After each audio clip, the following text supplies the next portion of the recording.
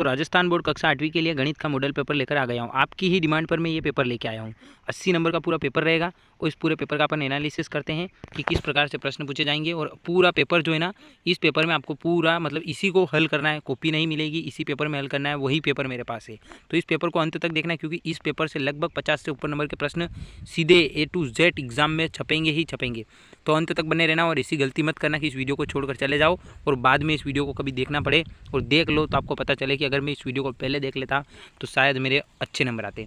तो मैं आपको प्रश्न बताऊंगा, आंसर आप खुद लगा लेना, क्योंकि मेरे पास आंसर की भी नहीं है और दूसरा मेरा सब्जेक्ट मैथ्स नहीं है, लेकिन आपकी डिमांड पर मैं लेके आया हूँ। तो पहला प्रश्न देखें, निम्न में से कौन सी परिमेय संख्या योज्य सतसमक है? सतसमक कौन सी है वो अपने को बतानी है। आपके पास ऑप्शन 0, 1, -1 और -2 है। -5 का गुणात्मक प्रतिलोम क्या होगा? तो -5 का गुणात्मक प्रतिलोम जो भी होगा वो आपको लगा देना है। और कोष्टक में ही आपको अ ब स द जो भी ABCD जो भी है वो अपने को कोष्टक में वहाँ सीधा एग्जाम में लिखना है, कॉपी मिलेगी नहीं, इसी में करना है। समीकरण 6x = 12 को हल कीजिए। तो 6 और x मतलब 2 आएगा इसका आंसर, क्योंकि 6 में 2 का गुणा करेंगे तभी तो 12 आएगा। ठीक है, अगला देखेंगे, समीकरण 2x - 3 = 5 में चर कौन सा है? मतलब इसमें चर कौन सा है? तो चर और अचर राशि आपको पता ही होगा, इसमें चर क्या आएगा, क्योंकि -3 उधर जाएगा तो इसका 3 इसका आंसर हो जाएगा चर। 3/x = -3 हो तो x का मान क्या होगा? आपको इसका हल करना है। तो ये आपके पास कॉपी होगी तो आप आसानी से हल कर सकते हो। इसका पूरा PDF आपको अपने व्हाट्सअप ग्रुप में मिलेगा। जहाँ पर आप नहीं जुड़े हो तो डिस्क्रिप्शन बॉक्स और कमेंट बॉक्स में उसकी लिंक है, वहाँ से आप वीडियो देखने के बाद आराम से जुड़ जाना। 9 का वर्ग क्या है? तो 9 का 81 है वर्ग। 9 का वर्ग मतलब 9 × 9। 100 का वर्गमूल क्या है? तो 100 का वर्गमूल क्या है? तो किसका 10 का वर्गमूल 100 है। अगला प्रश्न, 15,625 में के घनमूल की इकाई अंक क्या होगा? तो आपको घनमूल इकाई अंक लगाना सिखाया होगा स्कूल में, उसके हिसाब से आपको करना है। अगला प्रश्न जो कि 9वां प्रश्न है, 1 नंबर का, किसी कक्षा में 40 विद्यार्थियों में से 60% प्रथम श्रेणी में उत्तीर्ण हुए तो प्रथम श्रेणी में विद्यार्थियों की संख्या क्या होगी? तो अगर कोई सी क्लास है जिसमें टोटल 40 विद्यार्थी है और उसमें से 60% विद्यार्थी प्रथम श्रेणी में पास हुए तो कितने बच्चे, मतलब कितने बच्चे हैं जो 60% में पास हुए? तो 40 का अपने को 60% निकालना है, तो 40 का 60/100 निकालना है अपने को, 60/100। ठीक है, इसको हल करते हैं अपन। 0 से 0 कट गया, इस 0 से ये 0 कट गया, 6 चौक 24, इसका आंसर हो जाएगा 24। 24 इसका करेक्ट आंसर हो जाएगा। अगर आपको ये सवाल करना नहीं आया तो मेरे को बताना, मैं इस सवाल को आपको करके बता दूंगा अलग वीडियो, शॉर्ट वीडियो बनाकर, कि अपने को सीधा आंसर कैसे निकालते हैं प्रतिशत वाला। 2 की घात -4 का गुणात्मक प्रतिलोम क्या होगा? 1/4 हो जाएगा। ये 2 का मतलब 1/4 हो जाएगा, और 1/4 के हिसाब से 2 का 4 कितना होता है? 2 दूनी 4 दूनी 8 दूनी 16, इसका 16 करेक्ट आंसर हो जाएगा। अगला देखेंगे, 12 डिग्री का मान होता है तो कितना होगा 12 डिग्री का मान, वो आपको बताना है। आपके पास ऑप्शन है 0, 1, 12 या फिर 1 की घात 2 डिग्री। 12x और 36 का सार्वगुणनखंड क्या होगा? 12x और 36 का सार्वगुणनखंड क्या होगा वो अपने को बताना है। तो इसका आंसर, इसका x है, इसके हिसाब से मुझे अभी इसका इतना नॉलेज नहीं है, बाकी आप देख लेना इसका आंसर। चित्र में दिए गए आलेख में कौन सा है? मतलब इस आलेख में जो दे रखा है उसके हिसाब से कौन सा आलेख है? ये दंड आलेख है, आयत आलेख है, वृत्त आलेख है, रेखीय आलेख है। तो इसमें देखो, रेखीय आलेख तो होगा नहीं, वृत्त आलेख भी होगा नहीं, अब आयत आलेख या दंड आलेख। तो दंड आलेख कौन सा होता है? ये वाला होता है क्या दंड आलेख?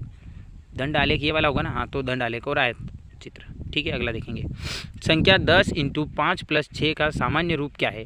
तो सबसे पहले गुणा करना, 10 पंजे 50 और 6 56, इसका आंसर हो जाएगा 20, 56 इसका करेक्ट आंसर। कोई संख्या 10 से विभाजित होती है यदि वो संख्या 10 से कब विभाजित होगी? संख्याओं का योग 10 हो, संख्या में इकाई पर 0 या फिर 5 हो, ये भी नहीं आएगा। संख्या में इकाई के स्थान पर सम संख्या हो, ये भी नहीं होगा।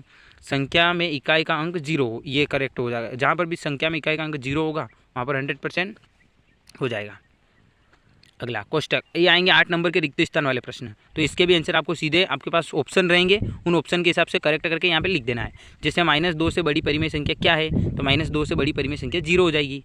1 से 5 अधिक क्या है? तो 1 से 5 अधिक के लिए अपन क्या लिखेंगे? x + 5 है ना, इसमें x + 5 आ जाएगा।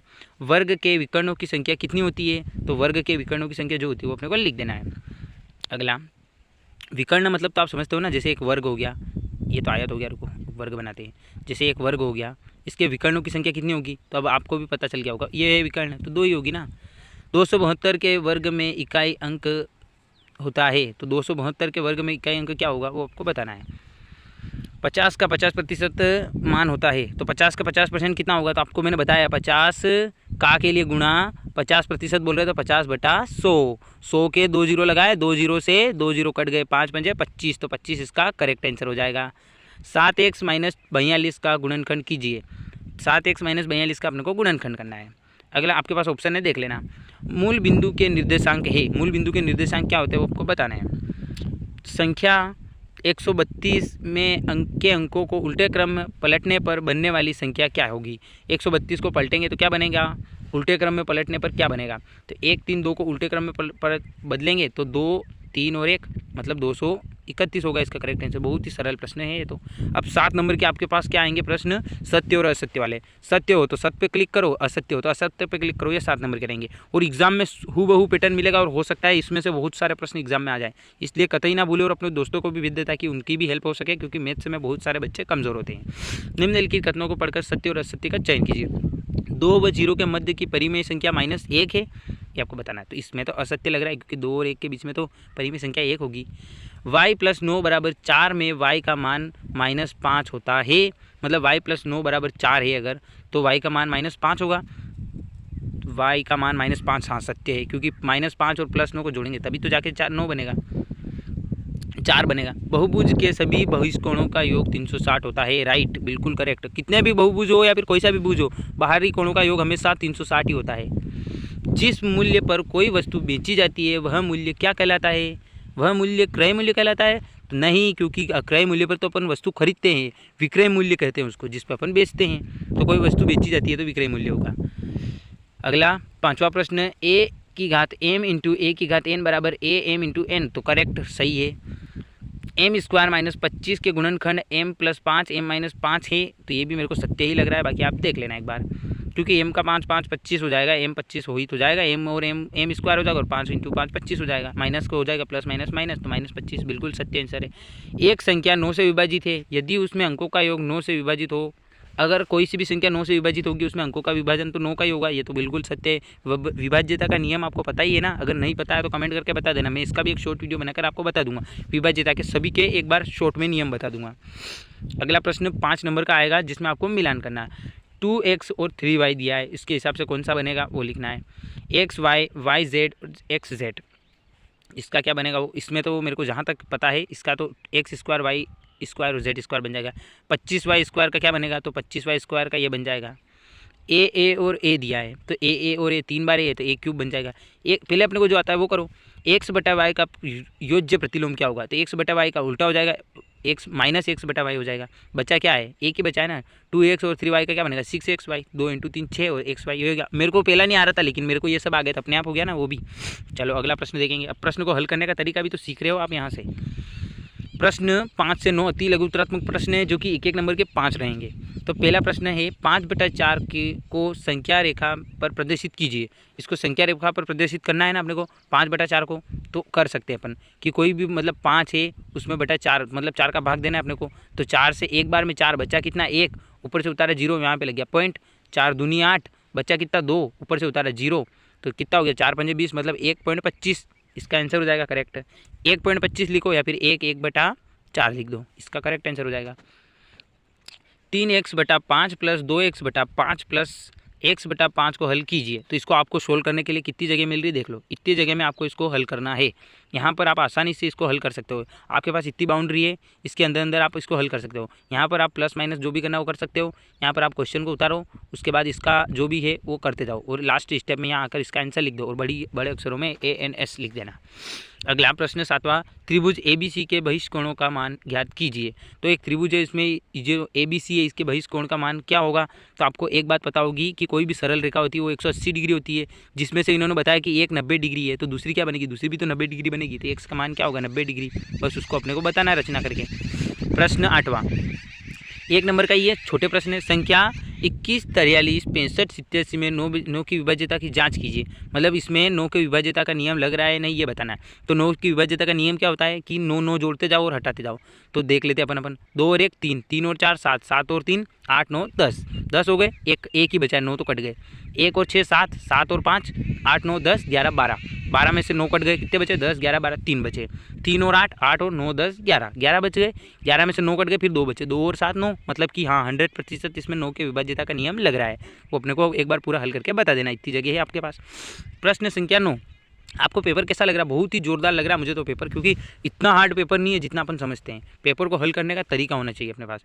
मेरे पास अभी, आपके पास तो वहाँ पर पूरे पेपर रहेगा, उसमें आप हल कर सकोगे। मेरे को क्या है, मोबाइल से वीडियो बनाना है, तो मेरे को हल करने का और एक वीडियो को लॉन्ग नहीं होने देना, इसलिए मैं हल करने में ज़्यादा समय भी व्यतीत नहीं कर सकता हूँ। आपके पास तो 2.5 घंटे रहेंगे, तो आप कर ही सकते हो। मुझे तो 15 मिनट के अंदर अंदर वीडियो भी बनाना है। निम्नलिखित योग में ए और बी ज्ञात कीजिए। तो ए और बी ज्ञात करना है इसमें अपने को, ठीक है।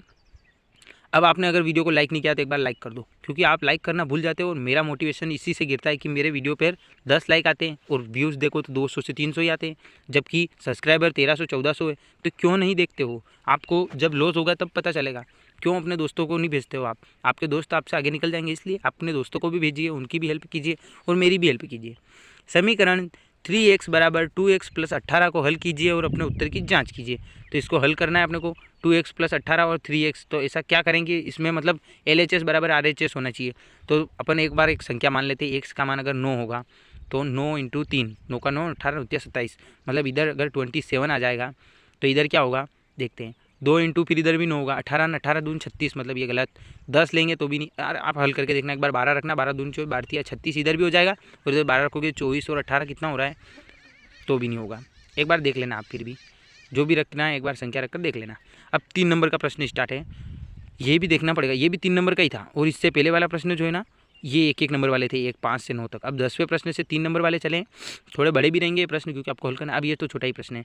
व्रत आलेख को देखकर निम्न में से के उत्तर दीजिए। आपको एक व्रत आलेख दिया है, इस टाइप का एक व्रत आलेख दिया रहेगा, उसके हिसाब से अपने को उत्तर देने।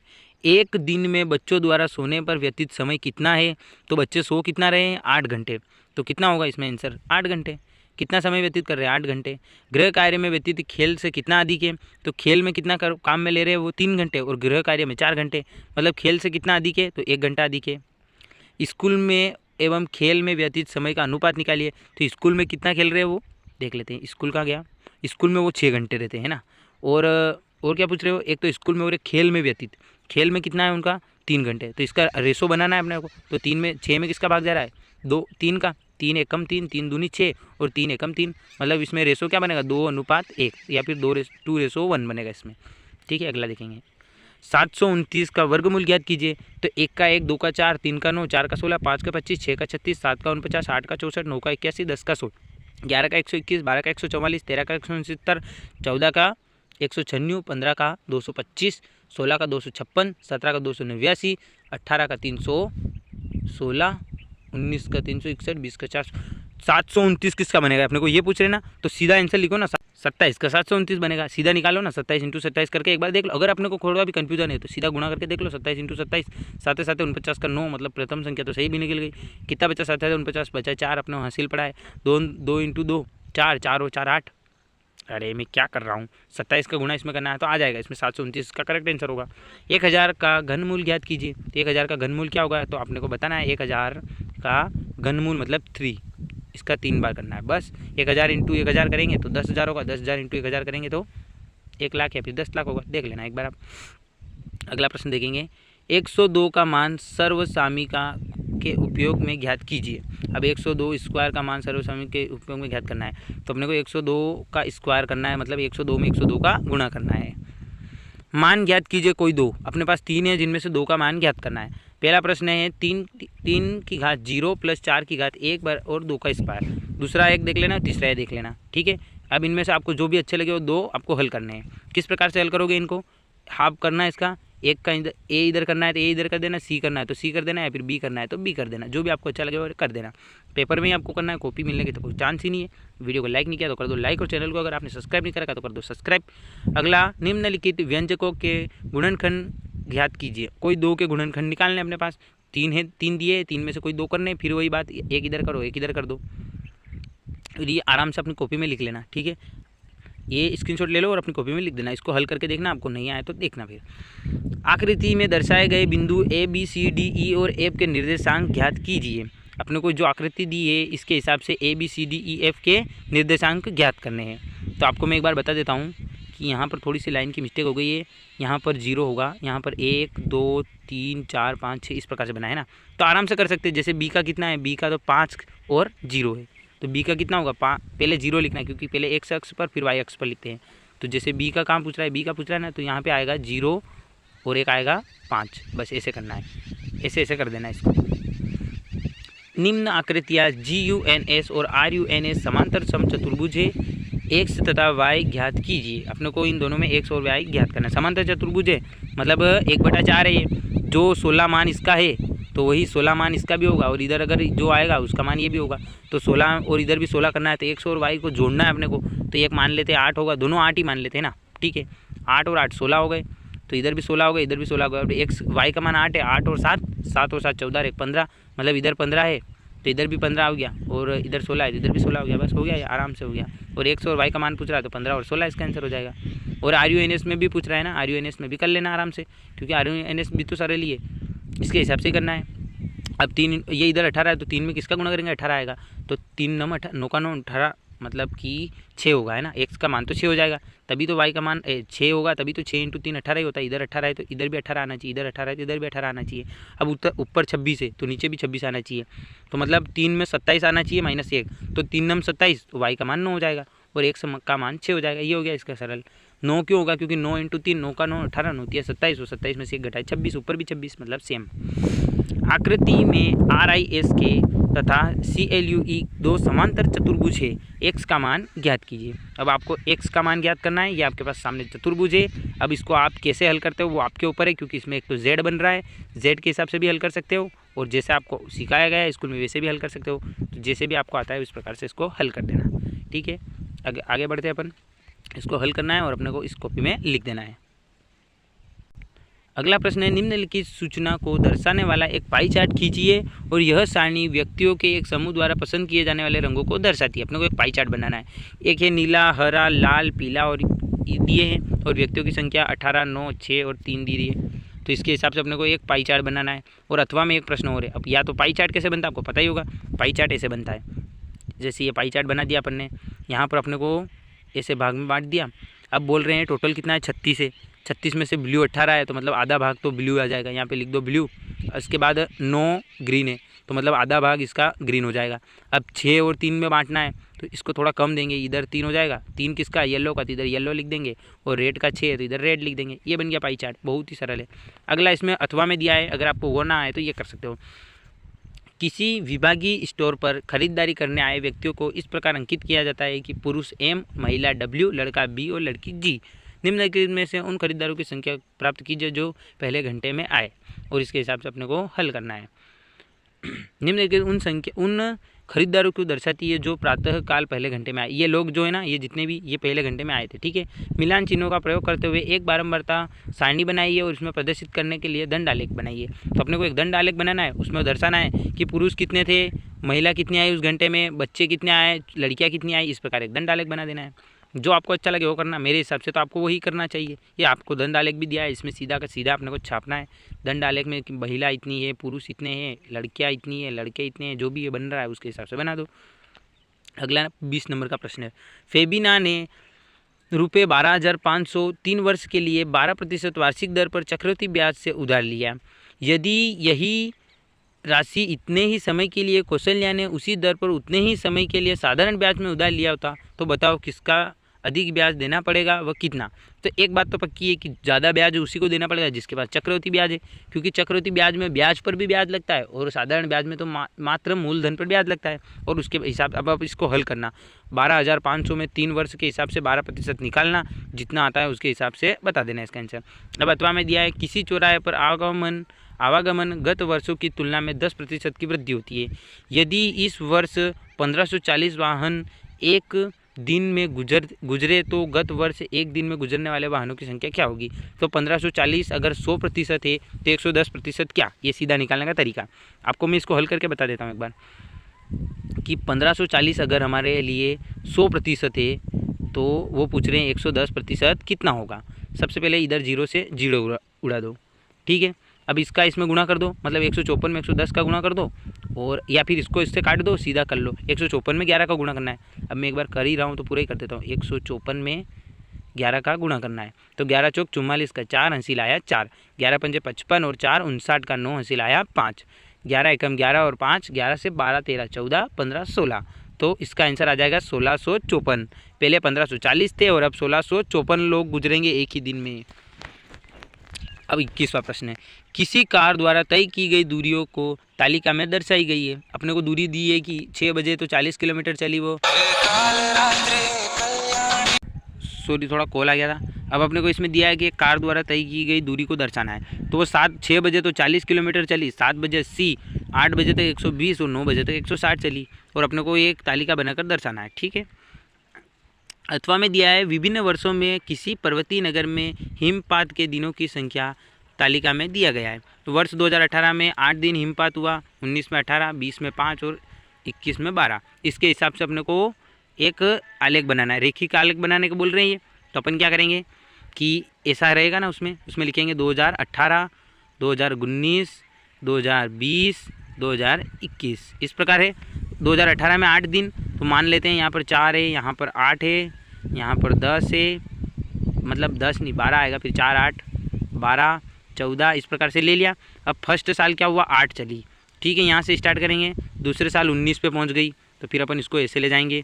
तीसरे ही साल वो कहाँ पर आ गई, 20 में, 2020 में 5 पर आ गई, तो फिर यहाँ ले आएंगे। और चौथे साल 2021 में 12 पर पहुँच गई, तो ये 12 है अपने पास। इस प्रकार से बनेगा इसका दंड आलेख, रेखिक आलेख। ठीक है दोस्तों, ये भी आ गया आपके पास पूरा।